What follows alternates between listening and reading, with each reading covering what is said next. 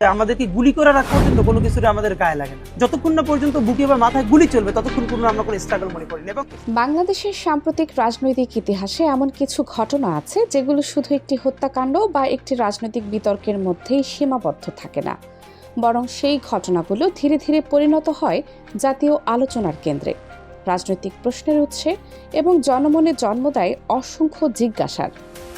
এমনি এক আলোচিত নাম শহীদ ওসমান বিন হাদী। একজন তরুণ রাজনৈতিক কর্মী, একজন আলোচিত সংগঠক এবং বহু মানুষের কাছে প্রতিবাদের কণ্ঠস্বর হিসেবে পরিচিত এই ব্যক্তির মৃত্যু ঘিরে এখনও থামেনি আলোচনা। সময় যত গড়াচ্ছে ততই নতুন নতুন প্রশ্ন সামনে আসছে, আর সেই প্রশ্নের তালিকায় নতুন মাত্রা যোগ করেছে পশ্চিমবঙ্গের মুখ্যমন্ত্রী মমতা বন্দ্যোপাধ্যায়ের সাম্প্রতিক একটি বক্তব্য।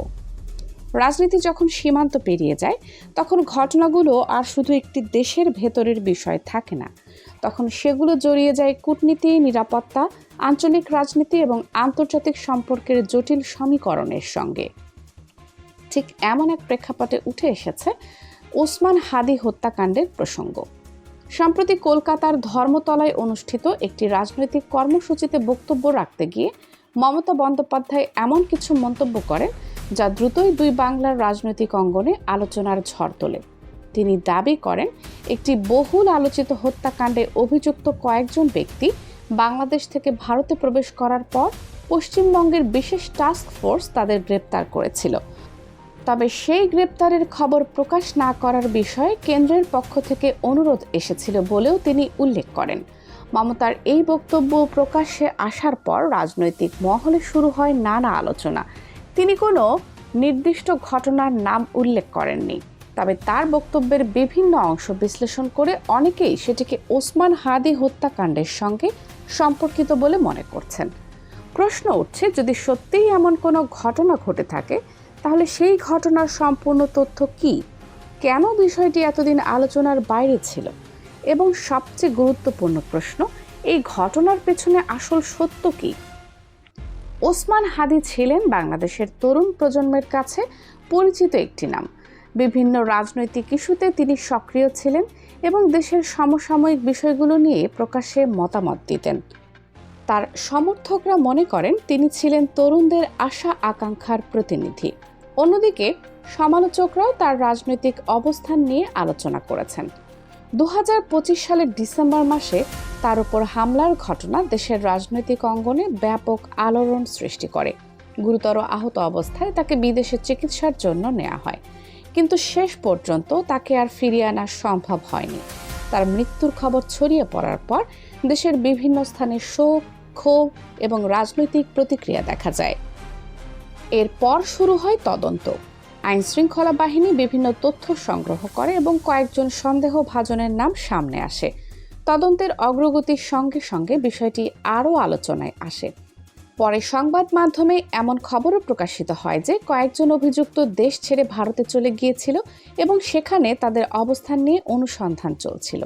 এই পর্যায়ে এসে নতুন করে আলোচনার জন্ম দেয় মমতা বন্দ্যোপাধ্যায়ের বক্তব্য, কারণ তার বক্তব্যে সীমান্ত পার হওয়া, গ্রেপ্তার এবং সেই তথ্য প্রকাশ না করার প্রসঙ্গ উঠে আসে।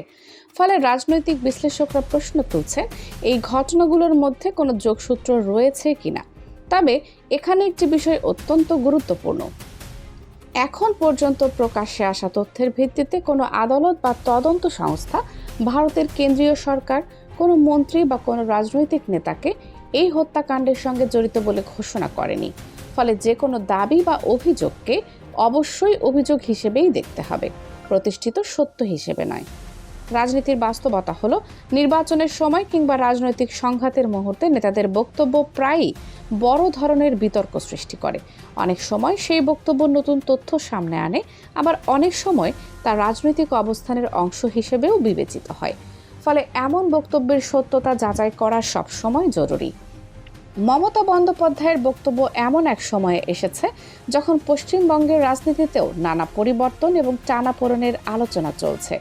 রাজনৈতিক বিশ্লেষকদের একটি অংশ মনে করেন তার বক্তব্যকে সেই বৃহত্তর রাজনৈতিক প্রেক্ষাপটের মধ্যেও বিবেচনা করা উচিত।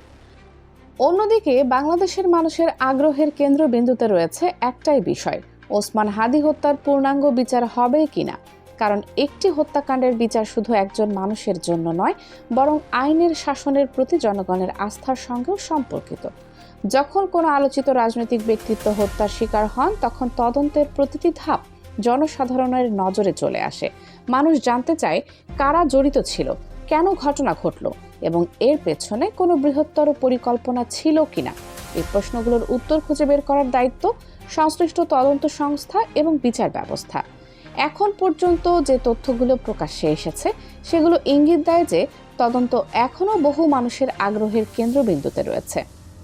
নতুন কোনো তথ্য সামনে এলে তা রাজনৈতিক ও কূটনৈতিক উভয় ক্ষেত্রেই গুরুত্বপূর্ণ প্রভাব ফেলতে পারে। বাংলাদেশ ও ভারতের সম্পর্ক দীর্ঘদিনের। দুই দেশের মধ্যে রয়েছে অর্থনৈতিক, সাংস্কৃতিক এবং কূটনৈতিক নানা সম্পর্ক। তাই যে কোনো সংবেদনশীল অভিযোগ বা বিতর্ক স্বাভাবিকভাবেই দুই দেশের জনগণের দৃষ্টি আকর্ষণ করে। এমন পরিস্থিতিতে তথ্যের সত্যতা যাচাই এবং দায়িত্বশীল আলোচনা অত্যন্ত গুরুত্বপূর্ণ হয়ে ওঠে। ওসমান হাদির মৃত্যু ঘিরে যে প্রশ্নগুলো আজও ঘুরপাক খাচ্ছে, সেগুলোর উত্তর হয়তো সময় দেবে। হয়তো তদন্তের নতুন কোনো ধাপ সামনে আসবে, হয়তো প্রকাশ পাবে এমন কিছু তথ্য যা এখনও জনসমক্ষে আসেনি। আবার হয়তো অনেক প্রশ্নের উত্তর খুঁজতে আরও দীর্ঘ সময় অপেক্ষা করতে হবে। কিন্তু একটি বিষয় স্পষ্ট, এই ঘটনা শুধু একটি হত্যাকাণ্ডের গল্প নয়, এটি বিচার, জবাবদিহি, রাজনৈতিক বিশ্বাস এবং জন আকাঙ্ক্ষার সঙ্গে জড়িত একটি বড় প্রশ্নের নাম। আর সেই কারণে ওসমান হাদি হত্যাকাণ্ড নিয়ে আলোচনা থামছে না, বরং নতুন নতুন মাত্রা যোগ হচ্ছে প্রতিনিয়ত। এখন সবার নজর তদন্তের পরবর্তী অগ্রগতি এবং সংশ্লিষ্ট কর্তৃপক্ষের পদক্ষেপের দিকে। কারণ শেষ পর্যন্ত জনগণ জানতে চায় একটাই কথা, আসল সত্য কী এবং সেই সত্যের মুখোমুখি হতে রাজনৈতিক ক্ষমতা, সীমান্ত কিংবা প্রভাবশালী কোনো ব্যক্তি বাধা হয়ে দাঁড়াতে পারবে কিনা। দর্শক, এই পুরো বিষয়টি নিয়ে আপনার মতামত কি? আপনি কি মনে করেন সব প্রশ্নের উত্তর একদিন প্রকাশ্যে আসবে, নাকি এই রহস্য আরও দীর্ঘ হবে? আপনার মতামত জানাতে পারেন মন্তব্যের ঘরে। কানিজ ফাতেমা সোমা, 0 টিভি।